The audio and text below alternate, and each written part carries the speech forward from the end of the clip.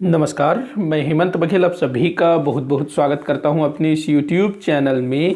भारत के इतिहास से संबंधित महत्वपूर्ण प्रश्नों पर हम चर्चा कर रहे थे, जिसके अंतर्गत मैं रोज 10 प्रश्न लेता हूं और प्रत्येक प्रश्न को विस्तार से समझाने की कोशिश करता हूं। तो आप लोग वीडियो को आखिर तक देखिएगा और आपसे कितने क्वेश्चन सॉल्व हुए ये जरूर बताइएगा। तो चलिए हम लोग वीडियो को स्टार्ट कर लेते हैं। पहला क्वेश्चन यहाँ मैंने लिया है, निम्न कथनों पर विचार करने को बोल रहा है, तो देख लेते हैं। पहला कथन दिया हुआ है कि जहांदर शाह की हत्या उसके ही वजीर जुल्फिकार खां द्वारा की गई थी। तो ये सब जो है ना मुगल बादशाह थे, जैसे कि जहांदर शाह दिया हुआ है, उसके बाद फर्रुख सियर दिया है, अहमद शाह दिया है, आलमगीर शाह दिया है। तो ये सब जो है मुगल बादशाह थे। तो जहांदर शाह जिसका शासनकाल 1712 से 1713 तक था, मात्र 1 वर्ष। तो जहांदर शाह की हत्या उसके ही वजीर जुल्फिकार खां द्वारा की गई थी, ये बोल रहा है। तो ये बिल्कुल सही कथन है। देखो, जो जुल्फिकार खां था ना, ये जहांदर शाह का वजीर था। और जब जहांदर शाह के पिता, जहांदर शाह के पहले कौन शासक था? बहादुर शाह, 1707 से 1712 तक। तो 1712 में जब बहादुर शाह की मृत्यु हुई, तो उसके बाद उत्तराधिकार को लेकर के जो संघर्ष हुआ, उसमें जहांदर शाह का साथ दिया था जुल्फिकार खां ने। तो वही जुल्फिकार खां आगे चल करके जहांदर शाह के शत्रु अर्थात फर्रुख सियर से मिल जाता है और जहांदर शाह की हत्या कर देता है फर्रुख सियर के इशारे पर। ध्यान रखेंगे इसको। तो ये बिल्कुल सही है, फर्रुख सियर के साथ मिल गया था जुल्फिकार खां और उसी के कहने पर इसने जो है जहांदर शाह की हत्या करवा दी थी। हालांकि बाद में जब फर्रुख सियर जब बादशाह बनता है 1713 में, जिसका शासनकाल 1713 से 1719 तक था, तो फर्रुख सियर क्या करता है, वो जुल्फिकार खां की हत्या करवा देता है और इसके पिता असद खां को जेल में डलवा देता है। असद खां वही था जो औरंगजेब के समय वजीर के पद पर रहा करता था। औरंगजेब के समय में था वजीर के पद पर, उसके बाद बहादुर शाह के समय भी था, जहांदर शाह के समय भी था, फर्रुख सियर के समय भी था। फर्रुख सियर ने उसको जेल में डलवा दिया और जुल्फिकार खां की हत्या करवा दी, क्योंकि जुल्फिकार खां ने पहले अपने जो मालिक जहांदर शाह उसकी हत्या कर दी थी, मतलब उसको धोखा दे दिया था। तो फर्रुख सियर को लगा कि भाई ये तो मुझे भी धोखा दे सकता है, तो उसने जो है जुल्फिकार खां को मरवा दिया और उसके पिता असद खां को कारागार में डलवा दिया था। तो इसको ध्यान में रखिएगा। अगला कथन दिया है, फर्रुख सियर की हत्या सैयद बंधुओं द्वारा की गई थी। तो देखो, जो फर्रुख सियर जिसने 1713 में जहांदर शाह की हत्या करवाई थी, तो उसी फर्रुख सियर की हत्या 1719 में सैयद बंधुओं द्वारा की गई। देखो, जो सैयद बंधु कौन थे? सैयद बंधु तो दो भाई थे, एक था अब्दुल्ला खां, दूसरा था हुसैन अली। अब्दुल्ला खां और हुसैन अली, और इन्हीं दोनों के सहयोग से फर्रुख सियर मुगल बादशाह बना था। देखिए, तो उन्हीं लोगों ने जो है फर्रुख सियर की हत्या कर दी। यहाँ पर जो जुल्फिकार खां था, उसने जहांदर शाह की मदद की थी उत्तराधिकार के युद्ध में और जहांदर शाह को बादशाह बना दिया था। और बाद में उसी जुल्फिकार खां ने फर्रुख सियर के कहने पर इस जहांदर शाह की हत्या कर दी। वहीं दूसरी तरफ फिर फर्रुख सियर का जिसने साथ दिया था सैयद बंधुओं ने, सैयद बंधुओं की सहायता से ही फर्रुख सियर दिल्ली के तख्त पर बैठा था। और उन्हीं सैयद बंधुओं ने 1719 में फर्रुख सियर की गला घोंट करके हत्या कर दी। तो ये बिल्कुल सही कथन है। देखो, जो फर्रुख सियर ने ना अब्दुल्ला खां को वजीर का पद दे दिया था खुश होकर के कि तुमने भाई मुझको बादशाह बनने में सहायता की, और उसके छोटे भाई हुसैन अली उसको मीर बख्शी बना दिया था। मीर बख्शी ये क्या होता था? तो प्रधान सेनापति। तो दोनों भाइयों को बड़े बड़े पोस्ट दे दिए थे और उन्हीं ने जो है फर्रुख सियर की हत्या करवा दी थी। देखो, हत्या का क्या कारण था? तो जो हुसैन अली था ना, उसको दक्षिण का सूबेदार बना करके भेज दिया गया था। और मुगल दरबार में अब्दुल्ला खां और हुसैन अली, इन दोनों के विरुद्ध ना मुगल दरबार के जो दूसरे सरदार थे, वो लोग काफ़ी षड्यंत्र रच रहे थे, क्योंकि ये दोनों जो हैं बादशाह के बहुत ज़्यादा क्लोज थे, बादशाह के बहुत ज़्यादा कृपा पात्र थे, वो उससे जलते थे। तो काफ़ी षड्यंत्र हुआ और जो हुसैन अली है उसको जो है दक्षिण का सूबेदार बना करके भेज दिया गया। हुसैन अली क्या करता है, दक्षिण में मराठों के साथ सांठगांठ करता है। उस समय मराठा पेशवा थे बालाजी विश्वनाथ, जो बाजीराव प्रथम के पिता थे, तो उनके साथ वो सांठगांठ कर लेता है और संधि वगैरह भी वो कर लेता है कि ऐसे ऐसे संधि हम लोग मुगल बादशाह से मनवा लेंगे इस टाइप से। और वो जो है मराठों के साथ उत्तर में आता है, दिल्ली आता है, लेकिन जो फर्रुखसियर था वो उस संधि में हस्ताक्षर करने से मना कर देता है। कुछ पुस्तकों में लिखा हुआ है कि वो हस्ताक्षर कर देता है, मतलब तैयार नहीं था, भले हस्ताक्षर किया भी हो लेकिन वो तैयार नहीं था। तो ऐसे में ये जो सैयद बंधु थे उन्होंने गला घोट करके फर्रुखसियर की हत्या कर दी और बाद में उन्होंने एक दूसरे व्यक्ति को जिसका नाम था रफ़ी-उद दर्जा, तो उसको जो है मुगल साम्राज्य का बादशाह बना दिया और कुछ समय बाद रफ़ी-उद दौला को बादशाह बना दिया। इसीलिए ना सैयद बंधुओं को नृप निर्माता बोला जाता है। उन्होंने मुगल मतलब कि मुगल सिंहासन में 4 लोगों को बैठाया। पहला तो फर्रुखसियर, उसके बाद रफ़ी-उद दर्जा, फिर रफ़ी-उद दौला, उसके बाद फिर क्या नाम मोहम्मद शाह, उसको बिठाया गद्दी पर। और मोहम्मद शाह के समय ही सैयद बंधुओं का दमन हुआ, दोनों भाई की जो है मतलब पतन हो गया। तो ध्यान रखेंगे, तो ये बिल्कुल सही कथन है, सैयद बंधुओं ने इसकी हत्या की। उसके बाद अगला दिया है अहमद शाह को अंधा करके जेल में डाल दिया गया। अहमद शाह जो कि मोहम्मद शाह का बेटा था, मोहम्मद शाह जिसको कि सैयद बंधुओं ने बादशाह बनाया था 1719 में। ये 1719 से 1748 तक मुगल बादशाह रहा। 1748 में अहमद शाह मुगल बादशाह बना, 1748 से 1754 तक। तो ये जो अहमद शाह था ना, ये उतना योग्य था नहीं। इसके समय में एक तो अहमद शाह अब्दाली, उसका भी आक्रमण शुरू हो गया था। वो 1748 से ही भारत पर आक्रमण करना शुरू कर दिया था अहमद शाह अब्दाली। वही पानीपत का तीसरा युद्ध वाला, वो ना पानीपत के तीसरे युद्ध से पहले काफ़ी बार भारत पर आक्रमण कर चुका था, लगभग 5 बार शायद आक्रमण कर चुका था। 1748 से ही उसने भारत पर आक्रमण करना शुरू कर दिया था। तो जो अहमद शाह था उतना योग्य था नहीं, और मराठे भी उत्तर भारत में अपनी पैठ जमाने में लगे हुए थे। तो एक व्यक्ति का नाम याद रखेंगे, इमादुल मुल्क। अच्छा, यहाँ मैंने लिखा है ना इमादुल मुल्क, ये जो है ना इमादुल मुल्क, यहाँ लिखा है मैंने इमादुल मुल्क। तो ये जो इमादुल मुल्क था, ये क्या करता है, मराठा सरदार मल्हार राव होलकर, मल्हार राव होलकर मराठा सरदार था। तो इमादुल मुल्क क्या करता है, मराठा सरदार इमादुल मुल्क के साथ मिलकर के जो मुगल साम्राज्य का वजीर था जिसका नाम था सफदरजंग, सफदरजंग, दिल्ली वाले जानते होंगे सफदरजंग को, क्योंकि वहाँ पर सफदरजंग रोड है, सफदरजंग अस्पताल भी है। क्योंकि जो सफदरजंग था ना, ये बताया जाता है काफ़ी अच्छा था, तो इसके नाम से काफ़ी कुछ है। सफदरजंग ना मूलतः अवध का नवाब था, लेकिन ये साथ साथ में मुगल साम्राज्य का वजीर भी हुआ करता था। तो इमादुल मुल्क क्या करता है, मल्हार राव होलकर के साथ मिलकर के सफदरजंग को हटा देता है और खुद वजीर बन जाता है। और क्या करता है फिर आगे, मल्हार राव होलकर अर्थात मराठों के नियंत्रण में होता है इमादुल मुल्क।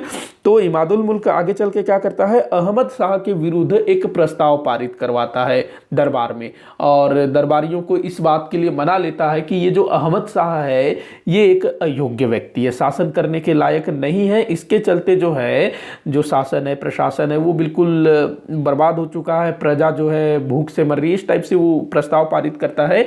और अंत में ये बोला जाता है कि इसको जो है पद से हटा दो और मुगल साम्राज्य के मतलब कि तैमूर के किसी दूसरे वंशज को जो कि योग्य हो उसको जो है तख्त पर बैठाया जाए। बाद में फिर आलमगीर द्वितीय, उसको जो है मुगल साम्राज्य का बादशाह बनाया जाता है। और इसका क्या होता है, अहमद शाह का, तो इसको जो है अंधा कर दिया जाता है, इसकी आंखें निकलवा ली जाती है और इसको सलीमगढ़, एक स्थान है सलीमगढ़, वहाँ की जेल में इसको डाल दिया जाता है बाद में, जहाँ उसकी मृत्यु हो जाती है। तो इमादुल मुल्क ने मल्हार राव होलकर के साथ मिल करके ये सब कुछ प्रपंच किया था, ध्यान रखना। उस टाइम पे ना आंखें निकलवा ली जाती थी। जो जहांगीर था उसने अपने बेटे खुसरो की आंखें भी निकलवा दी थी। सोचो, उसने अपने बेटे की आंखें निकलवा दी थी। बड़ा मतलब क्रूर टाइप की यातनाएं दी जाती थी उस समय। चौथा पॉइंट दिया, अच्छा ये सही है, तीनों सही है यहाँ पर। चौथा दिया हुआ है, आलमगीर द्वितीय की हत्या इमादुल मुल्क ने की थी। इमादुल मुल्क जिसने अहमद शाह को हटाया, उसको अंधा करवाया और आलमगीर द्वितीय को मुगल साम्राज्य का बादशाह बनाया। कब? 1754 में। अब 1754 में आलमगीर द्वितीय बादशाह बना, लेकिन 1759 में इमादुल मुल्क ने आलमगीर द्वितीय की हत्या कर दी और इसकी डेड बॉडी को यमुना नदी में फेंक दिया। मतलब कि दफनाया भी नहीं गया, डायरेक्ट नदी में फेंक दिया गया, जहां पर कुत्ते वगैरह मछली वगैरह खा लिए होंगे इसको। तो इस तरह की घटना हुई थी, बिल्कुल सही है ये। इमादुल मुल्क ने, जो कि वजीर था, उसने बादशाह आलमगीर द्वितीय की हत्या करके उसकी बॉडी को यमुना में फेंक दिया था। तो इस तरह की घटनाएं भी मुगल काल में देखने को मिलती है। देखो, इसके जो पूर्वज थे आलमगीर द्वितीय के, जो अकबर था उसका बड़ा सा मकबरा है, हुमायूं का बड़ा सा मकबरा है, ताजमहल में शाहजहां लेटा हुआ है, औरंगजेब। तो उसी वंश का एक शासक, उसकी बॉडी को कहाँ फेंक दिया गया? नदी में फेंक दिया, यमुना नदी में। सोचो, इस तरह का बर्बर टाइप का काम भी होता था उस टाइम पे। तो यहाँ पर चारों कथन सही है, तो ये आपका राइट होगा द। सॉरी, आगे बढ़ते हैं, अगला क्वेश्चन देखते हैं। फिर से मतलब विचार करने को बोल रहा है, देख लेते हैं। पहला कथन दिया हुआ है 1651 में अंग्रेजों ने पहली बार बंगाल में कोठी स्थापित की। बिल्कुल सही है। कोठी से तात्पर्य फैक्ट्री, अंग्रेज फैक्ट्री स्थापित करते थे ना। तो 1651 में अंग्रेजों ने बंगाल में अपनी पहली कोठी अर्थात पहली फैक्ट्री स्थापित की। तो बिल्कुल सही है। और बंगाल के किस स्थान पर ये फैक्ट्री या फिर कोठी स्थापित हुई थी? तो हुगली, ध्यान रखना, हुगली में। और उस समय बंगाल का सूबेदार हुआ करता था शाह सूजा। वही शाह सूजा जिसको कि दारा सिकोह ने उत्तराधिकार के युद्ध में परास्त किया था, और उसके बाद फिर औरंगजेब ने भी परास्त किया था शाह सूजा को, और जंगल में इसकी डेथ हो गई थी। तो शाह सूजा जो है 1651 की स्थिति में बंगाल का सूबेदार था, और उसने ही अंग्रेजों को हुगली में फैक्ट्री स्थापित करने का परमिशन दिया था। तो पहला कथन बिल्कुल सही है।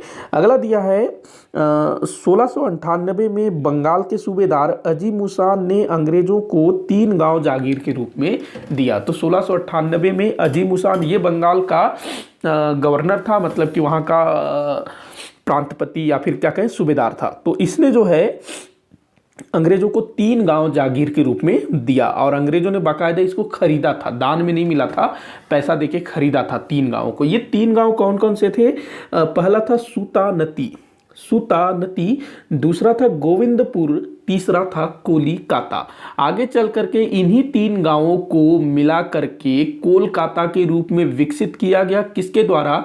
जॉब चारनाक के द्वारा। जॉब चारनाक को ही कलकत्ता का संस्थापक माना जाता है, और आगे चल करके अंग्रेजों ने इसी कलकत्ते के बदौलत पूरे भारत पर अधिकार कर लिया। पहले तो बंगाल, फिर धीरे धीरे सब कुछ अपने नाम कर लिया। तो सॉरी, मैं बार बार जो है नाक वो कर रहा हूँ, थोड़ी सी सर्दी हो गई है। अगला देखते हैं, तीसरा। मुगल बादशाह फर्रुख सियर ने यहाँ पर मिस्टेक कर गया मैं, ये 1917 नहीं, 1717 है। मुगल बादशाह फर्रुख सियर ने 1717 में अंग्रेजों को बंगाल में 3000 रुपये वार्षिक पर कर मुक्त व्यापार का अधिकार दिया। तो बिल्कुल ये सही कथन है।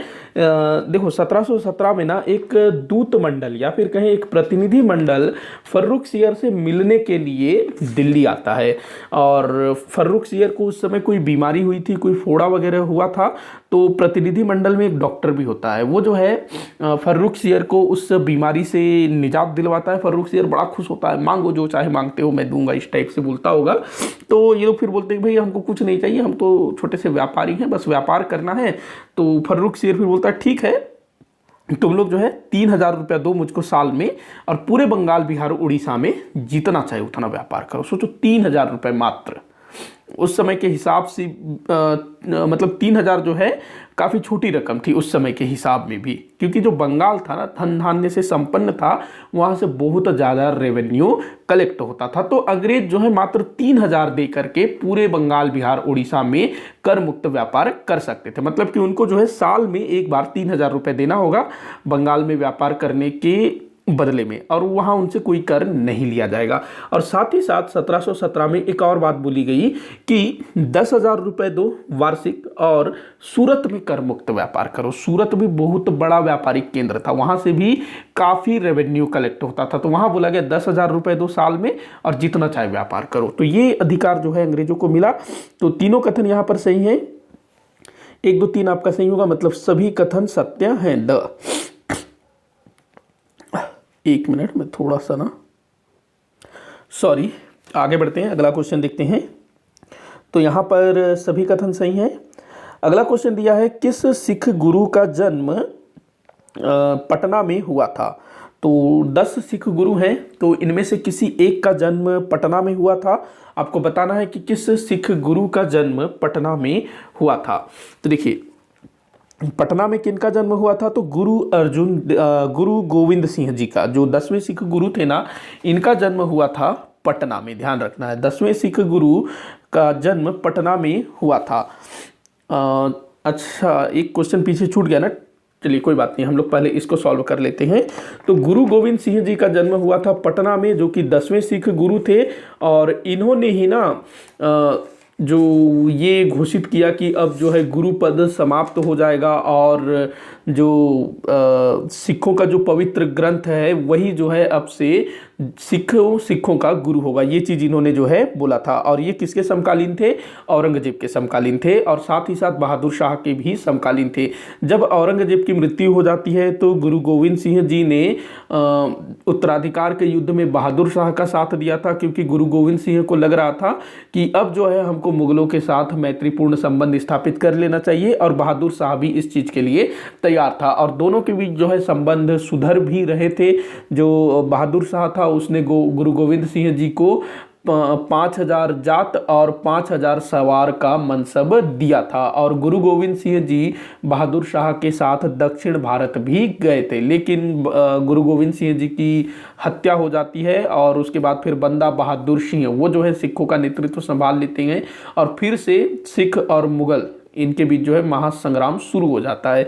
तो गुरु गोविंद सिंह जी शुरू में जो है औरंगजेब के समय में काफ़ी मतलब मुगलों का विरोध कर रहे थे, लेकिन बाद में इनको लगा कि भाई अब जो है शांति चाहिए। इस टाइप से गुरु गोविंद सिंह जी के 4 पुत्र थे, जिनको कि इन्होंने कुर्बान कर दिया था, और चीज़ें आप लोग ध्यान में रखिएगा। तो इन्हीं का जन्म हुआ था पटना में। बाकी गुरु अर्जुन देव जी काफ़ी इंपॉर्टेंट है। गुरु अर्जुन देव जी की हत्या जहांगीर ने करवाई थी, क्योंकि गुरु अर्जुन देव जी ने जहांगीर के विद्रोही पुत्र खुसरो को आशीर्वाद दे दिया था कि बेटा तुम बादशाह बनोगे। तो इससे जो है जहांगीर बड़ा कुपित हो गया, और उसने जो है गुरु अर्जुन देव की हत्या करवा दी। गुरु हरगोविंद ये जो है गुरु अर्जुन देव के पुत्र थे, और इन्होंने सिखों को लड़ाकू जाति के रूप में परिवर्तित किया। गुरु तेग बहादुर इनकी हत्या की थी औरंगजेब ने, ध्यान रखेंगे, ये भी काफ़ी इंपॉर्टेंट है। तो एक क्वेश्चन पीछे छूट रहा है, उसको हम लोग देख लेते हैं। लाहौर की संधि, लाहौर की संधि के विषय में क्या सही नहीं है, तो ये क्वेश्चन जो है छूट रहा था, तो देख लेते हैं इसको। लाहौर की संधि के बारे में पहला दिया है, महाराजा ने सतलज के पार के प्रदेशों पर से अपना अधिकार छोड़ दिया। जी हाँ, बिल्कुल सही है। इस समय महाराजा कौन थे, तो दलीप सिंह इस समय महाराजा थे। देखो, जो महाराजा रणजीत सिंह थे उनकी मृत्यु हो गई, कब हुई, 1839 में। उसके बाद 4 शासक हुए पंजाब में, जिनमें से आखिरी शासक कौन था, तो दिलीप सिंह ये शासक था। तो दिलीप सिंह के समय में ही प्रथम और द्वितीय आंग्ल सिख युद्ध हुए, और दिलीप सिंह के समय ही पंजाब का ब्रिटिश साम्राज्य में विलय हुआ। तो जो लाहौर की संधि है ये प्रथम आंग्ल सिख युद्ध से संबंधित है, जो कि 9 मार्च 1846 में हुआ था लाहौर में। इसी कारण इसको लाहौर की संधि कहा जाता है। लाहौर की संधि से ही प्रथम आंग्ल सिख युद्ध समाप्त हुआ था, ध्यान रखना। तो जो महाराजा दलीप सिंह थे, चूंकि भाई वो तो अल्पवयस्क थे, तो उनके जो संरक्षक मंडल थे उन्होंने जो है इन सभी संधियों को स्वीकार किया था, और महाराजा दलीप सिंह का तो बस नाम था। तो महाराजा ने सतलज के पार, सतलज नदी के पार के प्रदेशों पर से अपना अधिकार छोड़ दिया, क्योंकि सतलज नदी को अमृतसर की संधि हुई थी महाराजा रणजीत सिंह के समय में 1809 में, और उस अमृतसर की संधि के तहत सतलज नदी को मतलब कि ब्रिटिश ईस्ट इंडिया कंपनी और पंजाब के बीच की सीमा मान लिया गया था महाराजा रणजीत सिंह के समय में। तो एक तरह से ये जो प्रथम आंग्ल सिख युद्ध हुआ था उसका कारण क्या था कि जो सिख सेनाएं थी उन्होंने सतलज नदी को पार करके सतलज के पार पहुंच गए थे, तो इसी कारण से युद्ध हुआ था। अमृतसर की संधि का उल्लंघन हुआ। तो इसमें जो है ना, लाहौर की संधि में जो पहला शर्त था कि सतलज के पार के प्रदेशों से अपना अधिकार छोड़ देंगे, तो इस शर्त को महाराजा ने स्वीकार कर लिया। अगला जो शर्त था, सर हेनरी लॉरेंस कंपनी की तरफ से पंजाब का रेजिडेंट नियुक्त हुआ। ये भी बिल्कुल सही है। देखो, अंग्रेज क्या करते थे, सहायक संधि के तहत जो भी शासक सहायक संधि को स्वीकार करता, उसके राज्य में एक ब्रिटिश रेजिडेंट नियुक्त किया जाता। तो लाहौर की संधि भी एक तरह की सहायक संधि जैसी ही थी। तो सर हेनरी लॉरेंस, इसको जो है ब्रिटिश ईस्ट इंडिया कंपनी की तरफ से पंजाब में, मतलब कि जो पंजाब की जो राजधानी थी वहाँ पर नियुक्त किया जाता है ब्रिटिश रेजिडेंट के रूप में। बिल्कुल सही है। अगला दिया है, महाराजा ने अपनी सेना की संख्या घटाना स्वीकार कर लिया। तो ब्रिटिश ईस्ट इंडिया कंपनी बोलती है कि जो पंजाब के महाराजा हैं वो अपनी सेना को घटाएंगे, तो इस चीज़ को भी स्वीकार कर लिया जाता है। और यहाँ पर ना जो घुड़सवार सैनिक हैं उनकी संख्या 12,000 कर दी जाती है, और पदाती अर्थात तो पैदल सैनिक, इनकी संख्या 20,000 कर दी जाती है। तो ये शर्त भी स्वीकार कर लिया गया। इन सभी शर्तों के अलावा और भी शर्तें थी, जैसे कि महाराजा ने सतलज और व्यास नदी के बीच स्थित सभी दुर्गों पर से अपना अधिकार छोड़ दिया, जिन पर कंपनी ने अपना अधिकार कर लिया। मतलब कि बहुत सारे किलों पर से पंजाब के शासक ने अपना अधिकार छोड़ दिया, जिसको कि अंग्रेजों ने हड़प लिया। इसके बाद अगली शर्त थी, सिखों ने 1.5 करोड़ रुपए युद्ध के हार जाने के रूप में देना स्वीकार किया। किसको? अंग्रेजों को। उसके बाद है, महाराजा किसी भी यूरोपीय और अमेरिकन को अपने यहाँ नौकरी नहीं देगा। देखो, जब महाराजा रणजीत सिंह जीवित थे ना, तो उनके यहाँ दुनिया भर के अलग अलग देशों के काफ़ी सारे लोग जो हैं काम करने आया करते थे, और बहुत सारे विदेशी महाराजा रणजीत सिंह की सेना में भी थे, उनके प्रशासनिक विभागों में भी थे। तो अंग्रेजों ने बोला कि तुम जो है किसी भी बाहरी व्यक्ति को, मतलब कि अंग्रेजों के अलावा किसी भी विदेशी को अपने यहाँ सेवा में नहीं रखोगे, विशेष करके यूरोपीय और अमेरिकन को। तो ये ध्यान में रखिएगा। इसके बाद देखिए, जो दलीप सिंह थे वो अल्पवयस्क थे, तो अल्पवयस्क दलीप सिंह को महाराजा और उसकी जो माँ थी रानी जिंदा, उसको संरक्षक के रूप में स्वीकार कर लिया गया, और लाल सिंह को वजीर नियुक्त किया गया अंग्रेजों की तरफ से। तो ये सब चीज़ें जो है आप लोग ध्यान में रखिएगा, जो कि लाहौर की संधि के तहत हुआ था। ये प्रथम आंग्ल सिख युद्ध से संबंधित था। प्रथम आंग्ल सिख युद्ध कैसे समाप्त हुआ? तो लाहौर की संधि से समाप्त हुआ। तो तीनों कथन यहाँ पर सही है, तो उपयुक्त सभी, मतलब सभी कथन यहाँ सत्य होंगे। चौथा तो हम लोगों ने देख लिया। पांचवा देख लेते हैं, डलहौजी की सैन्य सुधारों में क्या सही नहीं है। डलहौजी जिसने की हड़प नीति लेकर के आया था ना, हड़प नीति के तहत उसने काफ़ी सारे राज्यों को अपने अधिकार में कर लिया था। उसी के समय में पंजाब को ब्रिटिश ईस्ट इंडिया कंपनी में मिलाया गया। तो आपको बताना है कि डलहौजी के समय में जो सैन्य सुधार हुए थे उसमें से क्या सही है, क्या सही नहीं है, बोल रहा है क्या सही नहीं है। तो देख लेते हैं क्या सही नहीं है। तो पहला दिया है, सेना को पूर्व से पश्चिम की ओर ये स्थानांतरित है, माफी चाहूँगा। तो डलहौजी के समय में सेना को पश्चिम से पूर्व की ओर स्थानांतरित किया गया, बिल्कुल सही है। देखो, डलहौजी के समय में क्या था कि भारत के बहुत बड़े हिस्से पर अधिकार हो गया, पंजाब भी उनके अधिकार में आ गया, सिंध भी उनके अधिकार में आ गया था। और अभी तक जो सेना, अधिकतर जो सेना है वो पूर्व की ओर थी, क्योंकि ब्रिटिश ईस्ट इंडिया कंपनी की राजधानी कहाँ थी? बंगाल में, कलकत्ता में। और भारत का पहला क्षेत्र जिसको कि अंग्रेजों ने अपने अधिकार में लिया वो था बंगाल, बिहार और उड़ीसा। तो अधिकतर जो सेना थी वो वहीं पर थी, बंगाल में, पूर्व की तरफ। तो जो डलहौजी था उसके समय तक, डलहौजी के समय तक अवध भी इनके अधिकार में आ गया, पंजाब इनके अधिकार में आ गया, सिंध डलहौजी से पहले ही ब्रिटिश ईस्ट इंडिया कंपनी में मिलाया जा चुका था। इधर आपका जो नागपुर हो गया और भी काफ़ी सारे जो क्षेत्र है वो अंग्रेजों के अधिकार में आ गया। तो अब जो है सेना की आवश्यकता पश्चिमोत्तर भारत में भी पड़ रही थी। तो ये जो डलहौजी है इसने क्या किया, धीरे धीरे सेना जो कि पूर्व में केंद्रित थी उसको जो है धीरे धीरे धीरे पश्चिम की ओर स्थानांतरित करना शुरू किया। तो ये बिल्कुल सही कथन है और ये जरूरत भी था। अगला दिया हुआ है शिमला को सैन्य मुख्यालय बनाया गया। देखो जो शिमला है, ये जो शिमला है ना, इनको आंग्ल नेपाल युद्ध के टाइम पर मिला था और डलहौजी के समय ही शिमला को ग्रीष्मकालीन राजधानी बनाया गया था, क्योंकि जो शिमला है वो पहाड़ी क्षेत्र था, बर्फ वगैरह गिरता है, काफ़ी मतलब ठंडा इलाका है और अंग्रेज जो है भारत की गर्मी को सहन नहीं कर पाते थे, तो इन्होंने अपनी शीतकालीन राजधानी शिमला को बनाया। तो बिल्कुल सही है और शिमला को ही ना सैन्य मुख्यालय भी बनाया गया। तो ये कथन भी बिल्कुल सही है। अगला दिया है भारतीयों की सेना को छोटी छोटी टुकड़ियों में विभाजित किया गया। ये कथन भी सही है। देखो डलहौजी का मानना ये था कि अगर भारतीय सैनिक आपस में कनेक्ट रहेंगे, उनकी संख्या एक में काफ़ी ज़्यादा रहेगी, तो वो लोग जो है विद्रोह कर सकते हैं। उनको जो है अलग अलग रखो, छोटी छोटी टुकड़ियों में बांटो और एक दूसरे से उनको जो है संपर्क स्थापित करने न दिया जाए। तो ये चीज़ जो है उसने किया था और आगे चल करके जब प्रथम स्वतंत्रता संग्राम हुआ तो एक ये वजह भी था कि उसकी असफलता के, मतलब कि 1857 की क्रांति जो असफल हुआ ना, उसकी एक वजह ये भी थी कि अलग अलग जो सैनिक थे, अलग अलग जो बटालियन थे, उनमें थोड़ा सा तालमेल नहीं था। इसी कारण से जो सिख सैनिक थे, गोरखा सैनिक थे, वो अंग्रेजों के भक्त बने रहे 1857 की क्रांति में भी।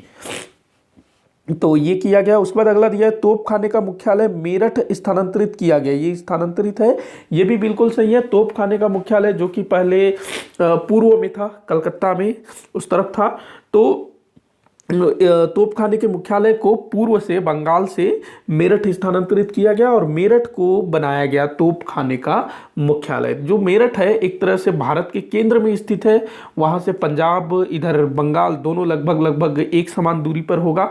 तो मेरठ को जो है तोप खाने का मुख्यालय बनाया गया। इनके अलावा ये जो 4 पॉइंट दिए हैं ना, इनके अलावा और भी कई सारे सुधार किए गए थे सैन्य सुधारों के अंतर्गत, जैसे कि गोरखा बटालियन स्थापित की गई इस समय। हालांकि गोरखाओं को पहले भी सेना में भर्ती किया जाता था, लेकिन इसके समय जो है बड़ी संख्या में भर्ती की गई। इसके अलावा पंजाब में अनियमित सिख सेना का गठन किया गया। पंजाब का विलय डलहौजी के समय ही ब्रिटिश ईस्ट इंडिया कंपनी में हुआ था, तो सिखों की बटालियनें स्थापित की गई, ध्यान रखना। इसके अलावा भारतीय व ब्रिटिश सैनिकों के अनुपात को समान करने पर बल दिया गया। देखो जो डलहौजी था उसने अपनी हड़प नीति के तहत काफ़ी सारे राज्यों को हड़पा था, तो उसको ये चीज़ मालूम था कि हम लोग जो काम कर रहे हैं उससे कभी ना कभी यहाँ के जो लोग हैं, यहाँ के जो राजे महाराजे हैं, सैनिक हैं, वो लोग उग्र हो सकते हैं, आंदोलन कर सकते हैं। तो वो इस चीज़ को समझ चुका था और उसने ना भारतीय और अंग्रेज सैनिकों के अनुपात को समान करने पर बल दिया था। देखो उस समय तक ना भारतीय सैनिकों की संख्या बहुत ज़्यादा थी। 1857 की जो क्रांति हुई ना, उस समय भी भारतीय सैनिकों की संख्या बहुत ज़्यादा थी। तो डलहौजी ने ये कोशिश की थी कि भारतीय सैनिक और अंग्रेज सैनिक दोनों का अनुपात लगभग लगभग बराबर हो, इस तरह से उसने प्रयास किया था। तो यहाँ पर चारों कथन सही है। अच्छा, प्रश्न बोल रहा है कौन सा कथन सही नहीं है, तो भाई यहाँ तो चारों कथन सही है। तो अपना आंसर ये तो कूट तो गलत हो गया, मतलब क्वेश्चन आपका विलोपित हो गया, ऐसे आप लोग समझिए। तो यहाँ सभी कथन सत्य हैं। अगला क्वेश्चन देखते हैं। निम्न कथनों पर विचार करने को बोल रहा है। पहला दिया है मेगस्थनीज चंद्रगुप्त के दरबार में था, तो बिल्कुल सही है।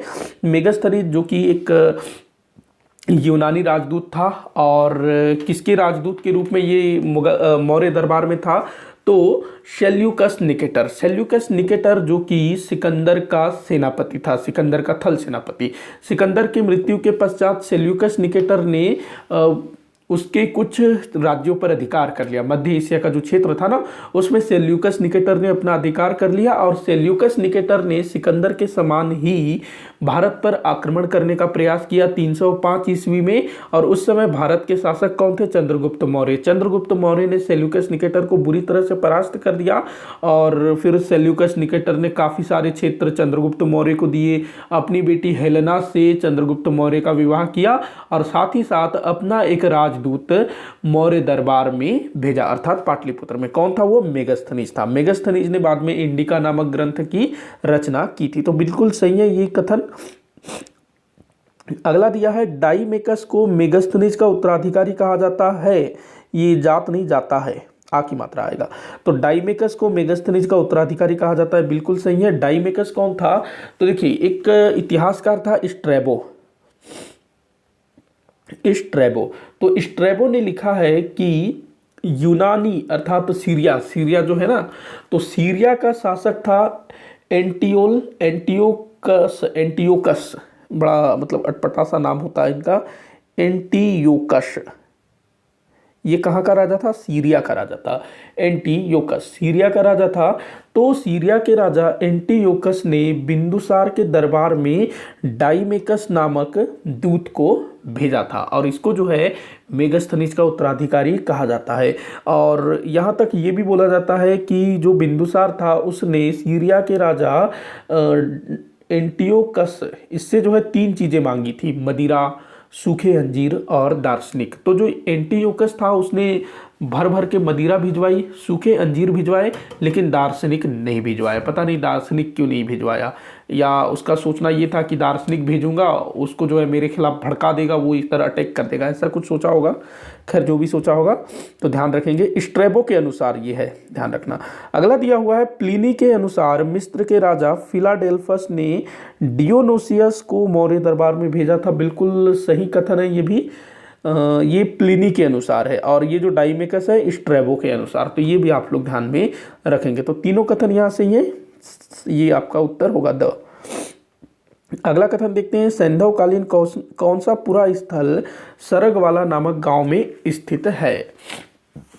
तो सिंधु घाटी सभ्यता से संबंधित कौन सा पुरा स्थल सरगवाला नामक गांव के आसपास स्थित है, ये आपको बताना है। सरगवाला तो कौन सा स्थल है? देखो रोपड़ पंजाब में स्थित है, सतलज नदी के तट पर।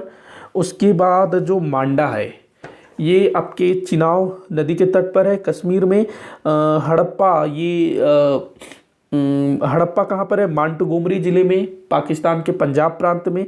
और लोथल कहाँ पर है? ये आपके गुजरात में, गुजरात में अहमदाबाद में स्थित है।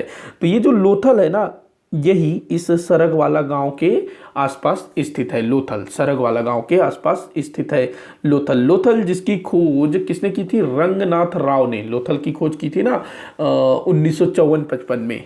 तो ये सरगवाला गांव अहमदाबाद गुजरात में स्थित है। यहाँ से क्या मिला है? तो भाई एक बंदरगाह मिला है, इसके अलावा ये एक बड़ा औद्योगिक नगर था। यहाँ से अन्नागार के साक्ष्य भी मिले हैं। देखो जो अन्नागार के साक्ष्य हैं वो हड़प्पा, मोहनजोदड़ो के अलावा अन्य स्थलों से भी प्राप्त हुए हैं। भाई नगरीय सभ्यता थी ना, तो हर नगर में अन्न रखने के लिए भंडार गृह बनाए जाते रहे होंगे। तो अन्नागार मिला है। चावल के साक्ष्य बड़ा इंपॉर्टेंट है, चावल के साक्ष्य यहाँ से मिला है।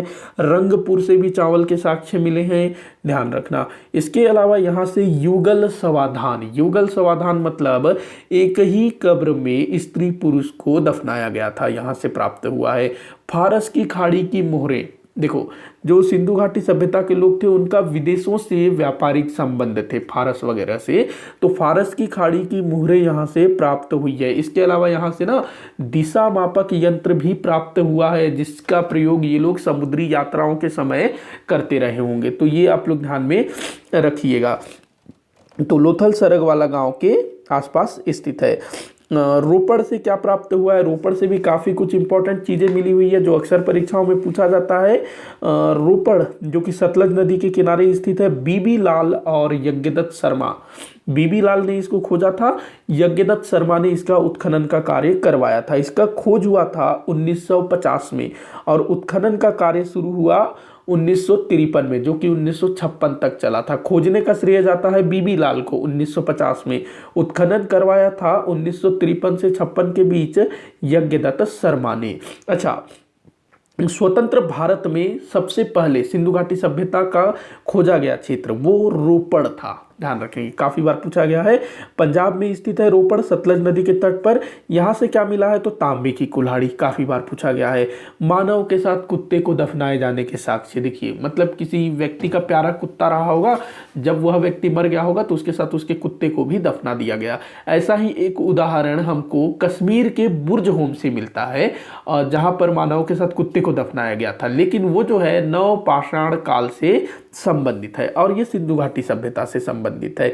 यहाँ पर रोपड़ में शवों को अंडाकार गड्ढों में दफनाया जाता था। इस तरह से अंडे के आकार का गड्ढा खोद के उसमें शवों को दफनाया जाता था। मतलब अलग अलग जगह के लोग अलग अलग टाइप के विचार, ध्यान रखिएगा। इसके बाद बात करें मांडा की, जो कि कश्मीर में है। मांडा चिनाब नदी के तट पर है ना मांडा। इसकी खोज हुई थी 1982 में, जगपति जोशी ने इसका खोज किया था। हड़प्पा के बारे में तो सब जानते हैं, सबसे पहला खोजा गया पूरा स्थल है राय बहादुर दयाराम साहनी ने इसकी खोज की थी। कब? 1921 में। रावी नदी के तट पर ये स्थित है और पाकिस्तान के पंजाब प्रांत के जिला मांटगोमरी में ये स्थित है। यहाँ से क्या मिला है तो भाई अन्नागार मिले हैं, यहाँ से जले हुए गेहूं जौ के दाने मिले हैं यहाँ से। इसके अलावा यहाँ से 2 कब्रिस्तान मिला है, R37 और H नाम उसको दिया गया है कब्रिस्तानों को। तो ये चीज़ें आप लोग ध्यान में रखिएगा। आगे बढ़ते हैं, अगला क्वेश्चन देखते हैं। निम्न युद्धों का सही कालक्रम क्या है? तो नीचे कुछ युद्ध दिए हुए हैं, इनका सही कालक्रम आपको बताना है। तो देखिए, पहला है चंदावर का युद्ध। चंदावर का युद्ध जो कि मोहम्मद गोरी और कन्नौज के राजा जयचंद के बीच लड़ा गया था। कब लड़ा गया था? तो 1194 में। तालीकोटा का युद्ध, तालीकोटा का युद्ध जो कि दक्षिण भारत में लड़ा गया था, किनके बीच? एक तरफ थे विजयनगर साम्राज्य जिसका नेतृत्व कर रहा था राम राय, और इस समय विजयनगर साम्राज्य का शासक था सदाशिव, और दूसरी तरफ थे बहमनी साम्राज्य से टूटकर बने 4 राज्य, बीजापुर, गोलकुंडा, बीदर और अहमदनगर। एक और राज्य था बरार, बरार इसमें शामिल नहीं था, ध्यान रखेंगे। तो एक तरफ ये 4 राज्यों की सेना और दूसरी तरफ विजयनगर। तो इसमें जो है विजयनगर साम्राज्य की हार होती है। ये युद्ध कब लड़ा गया था? 1565 में। सॉरी, उसके बाद है खानवा का युद्ध। खानवा का युद्ध जो कि मुगल साम्राज्य के संस्थापक बाबर और मेवाड़ के राणा सांगा के बीच लड़ा गया था। कब लड़ा गया था? तो 1527 में लड़ा गया था। उसके बाद अगला है तराइन का युद्ध। तराइन का युद्ध जो कि पृथ्वीराज चौहान तृतीय और मोहम्मद गोरी के बीच लड़ा गया था। 2 तराइन के युद्ध हुए थे, जिसमें पहले वाले में मोहम्मद गोरी की हार हुई थी और दूसरे वाले में पृथ्वीराज चौहान की हार हुई थी। तो ये दोनों युद्ध ना 1191 और 92 में हुए थे। तो आपका क्या क्रम हो जाएगा? तो सबसे पहले तराइन का युद्ध मतलब कि 4, उसके बाद चंदावर का युद्ध, उसके बाद खानवा का युद्ध, उसके बाद तालीकोटा का युद्ध। तो 4132 आपका सही उत्तर होगा, 4132 द। आगे बढ़ते हैं, अगला क्वेश्चन देखते हैं। मराठा पेशवाओं का सही कालक्रम क्या है? तो इस तरह से भी प्रश्न पूछा जाता है। मराठा पेशवा हो, मुगल बादशाह हो, तो इनका क्रम आप लोग याद रखिएगा। क्रोनोलॉजी वाले क्वेश्चन काफ़ी पूछे जाते हैं। तो सबसे पहले कौन आएगा? इनका कार्यकाल सीधे सीधे हम लोग लिखते चलते हैं। बालाजी बाजीराव, तो 1740 से 61 तक पानीपत का जो तीसरा युद्ध लड़ा गया था इसी के समय लड़ा गया था, और पानीपत के तीसरे युद्ध में मराठों की हार हुई थी और इस चीज़ को ये सहन नहीं कर पाया था और बाद में इसकी डेथ हो जाती है। बालाजी विश्वनाथ, तो ये तो भाई पहले पेशवा थे ना बालाजी विश्वनाथ, वैसे पहले नहीं थे लेकिन शक्तिशाली पेशवाओं में पहले थे बालाजी विश्वनाथ। इनका कार्यकाल था 1713 से 20 तक। इसके बाद बाजीराव द्वितीय, ये 1795 से 1818 तक ये था। उसके बाद है माधवराव नारायण राव। माधवराव नारायण राव, इसका जो समय था 1773 से 95 तक। कई स्थानों पर आपको जो है 74 भी मिलेगा, 73-74। तो आप लोग देख लीजिएगा कौन पहले आएगा। तो ये 2 होगा आपका पहले, उसके बाद बालाजी बाजीराव, उसके बाद माधवराव नारायण राव, उसके बाद फिर बाजीराव द्वितीय। 2 1 4 3 आपका सही उत्तर होगा। 2 1 4 3 2 1 4 3 ये आपका उत्तर होगा।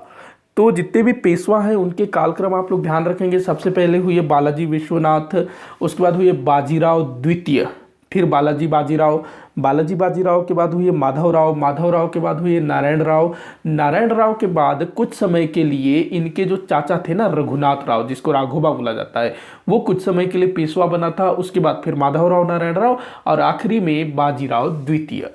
ये क्रम है इनका, ध्यान रखना। इस वीडियो का आखिरी क्वेश्चन देख लेते हैं अब। दिया हुआ है कौन से कार्य शाहजहां ने करवाए थे। तो शाहजहां ने कौन से कार्य किए थे ये आप लोगों को बताना है। देखते हैं। पहला दिया है सिजदा व पायबोस की प्रथा को समाप्त करवाया। देखिए ये जो सिजदा और जो पायबोस है इसकी शुरुआत किसने की थी? तो बलबन ने की थी। बलबन गुलाम वंश का शासक था ना, तो उसने ही सिजदा और पायबोस की प्रथा को शुरू करवाया था। ये दोनों प्रथाएं फारस में प्रचलित थी और जो बलबन था वो अपने दरबार को फारसी परंपराओं की तरीके से सजाता था। फारसियों की जो परंपराएं थी, संस्कृति थी, उसको वो फॉलो करता था। यहाँ तक कि अपने बच्चों, अपने पोतों का नाम उसने फारसी शासकों के नाम पर रखा था, जैसे कि कैकुबाद, कैखुसरो, क्यूमर से ये सब। तो इसी ने जो है सिजदा और पायबोस की प्रथा को शुरू करवाया था। सिजदा मतलब क्या होता है? सुल्तान को झुक करके सलाम करना या प्रणाम करना, इस टाइप से। और जो पायबोस है पैरों को चूमना, पैरों को चूमना। अच्छा, सिजदा ना लेट करके, सुल्तान के सामने लेट करके उसका प्रणाम करना, और पायबोस जो है पैरों को चूमना, ये होता था। तो इसको बलबन ने शुरू किया था और उसके बाद के तमाम शासकों ने इसको जारी रखा था, क्योंकि भाई इससे सुल्तान की जो मान प्रतिष्ठा है उसमें बहुत बढ़ोतरी होती थी। देखो सुल्तान के सामने लोग आ रहे हैं, बड़े बड़े लोग आ रहे हैं, वो जो लेट के प्रणाम कर रहे हैं, पैर को चूम रहे हैं, तो ये अपने आप में ही बहुत मतलब अच्छी बात है सुल्तान के हिसाब से। तो जब मुगल आए तो मुगलों ने भी इस प्रथा को जारी रखा था। अकबर के समय में भी ये वाली जो प्रथा है बड़े जोर शोर से चल रही थी, लेकिन जो शाहजहां था उसने बोला कि भाई ये जो है इस्लाम के विरुद्ध है, तो उसने जो है इस प्रथा को बंद करवा दिया। सही है ये कथन। अगला दिया है पुनः हिजरी संवत लागू करवाया। क्या बोल रहा है? पुनः हिजरी संवत लागू करवाया। ये कथन भी बिल्कुल सही है। देखो शाहजहां से पहले तक ना मुगल हिजरी संवत का प्रयोग नहीं करते थे। देखो अकबर उसने जो है 1583 में इलाही संवत की शुरुआत की और उसी समय से वो जो है इलाही संवत का प्रयोग करना शुरू किया। उससे पहले हिजरी संवत ही चलता था, अकबर के समय में, हुमायूं के समय में, बाबर के समय में, दिल्ली सल्तनत में। लेकिन अकबर ने जो है नया संवत शुरू किया, इलाही संवत, और उसको वो अपने राजकाज के रूप में प्रयोग करता था। आगे जहांगीर के समय में इलाही संवत ही चला, लेकिन शाहजहां को पसंद नहीं आया, भाई ये सही नहीं है, तो उसने जो है इलाही संवत को समाप्त किया और उसके स्थान पर पुनः हिजरी संवत को उसने शुरू किया। उसके बाद है गौ हत्या पर से प्रतिबंध हटाया। ये भी बिल्कुल सही है। देखो अकबर ने ना गौ हत्या पर प्रतिबंध लगा दिया था, क्योंकि हिंदू जो है गाय को पवित्र मानते हैं, पूजा करते हैं, माता मानते हैं। तो अकबर ने हिंदुओं की भावना को देखते हुए गौ हत्या पर प्रतिबंध लगा दिया था कि कोई भी जो है गौ हत्या नहीं करेगा। गौ हत्या करने वालों को दंडित किया जाता था। तो जहांगीर के टाइम पर भी ये चीज़ जो है लागू थी, लेकिन शाहजहां उसने बोला कि भाई हमको ज़रूरत नहीं है इसकी, और उसने जो है गौ हत्या पर लगे प्रतिबंध को हटा दिया। तो शाहजहां के समय गाय की हत्या फिर से शुरू हुई। तो बिल्कुल सही है। अगला दिया है हिंदुओं को मुसलमान बनाने के लिए पृथक विभाग की स्थापना है। ये पृथक विभाग की स्थापना की, तो बिल्कुल सही है ये कथन भी। इसने ना अलग से एक डिपार्टमेंट खोल दिया जहां पर हिंदुओं को मुस्लिम धर्म में बदला जाना था। तो ये भी बिल्कुल सही है। अगला दिया है पांचवा, आगरा के गिरजाघर को तुड़वाया। ये भी बिल्कुल सही है। जब शाहजहां का पुर्तगालियों के साथ मनमुटाव हुआ तो उसने क्या किया, आगरा में एक गिरजाघर बना हुआ था। अकबर के समय में अकबर ने परमिशन दिया था, तो उसको तुड़वा दिया था। देखो अकबर के समय में ना दो स्थान पर गिरजाघर बनवाए गए थे, एक लाहौर में, दूसरा आगरा में। तो आगरा के गिरजाघर को शाहजहां ने तोड़वा दिया था। तो ये आप लोग ध्यान रखिएगा। इन सब के अलावा शाहजहां ने और भी कुछ कुछ काम करवाए थे या फिर कुछ कुछ आदेश उसने जारी करवाए थे, तो उसको भी हम लोग देख लेते हैं। इसने ना हिंदुओं को मुस्लिम दास रखने पर पाबंदी लगा दी थी। उस समय क्या होता था कि जो हिंदू लोग हैं वो मुस्लिमों को भी अपने यहाँ दास रख सकते हैं, तो इस पर प्रतिबंध लगा दी कि जो हिंदू लोग हैं वो मुसलमानों को दास के रूप में नहीं रख सकते। इसके बाद अगला चीज़ आप लोग याद रखेंगे, इसने शाहजहां ने अपने शासन के 7वें वर्ष में घोषणा किया कि अगर कोई हिंदू स्वेच्छा से मुसलमान बन जाए तो उसे उसके पिता की संपत्ति में हिस्सा मिलेगा, नहीं तो जब्त कर लिया जाता था। मतलब कि किसी व्यक्ति की मृत्यु हुई और अगर उसके परिवार वाले मुस्लिम बनने को तैयार हैं तो उस मरे हुए व्यक्ति की समस्त संपत्ति उनको दे दी जाएगी। अगर वो तैयार नहीं होते मुस्लिम बनने की तो सारी संपत्ति जब्त कर ली जाएगी। तो इस तरह की प्रथा जो है इसके समय में प्रचलित थी। तो यहाँ पर ये सभी कथन सत्य है। देखो, जो शाहजहां था ना, ये औरंगजेब के समान थोड़ा थोड़ा कट्टर था। देखो, अकबर जो कि पूर्णतः धार्मिक मामले में सहिष्णु था, हालांकि शुरुआत में कट्टर था लेकिन बाद में वो जो है बहुत ज़्यादा सहिष्णु हो गया। उसने गौ हत्या पर प्रतिबंध लगा दिया, जजिया कर को हटा दिया, तीर्थ यात्रा कर को हटा दिया। ये उसके सहिष्णुता को दर्शाता है। आगरा में गिरजाघर बनवा दिया, लाहौर में गिरजाघर बनवाने का परमिशन दिया।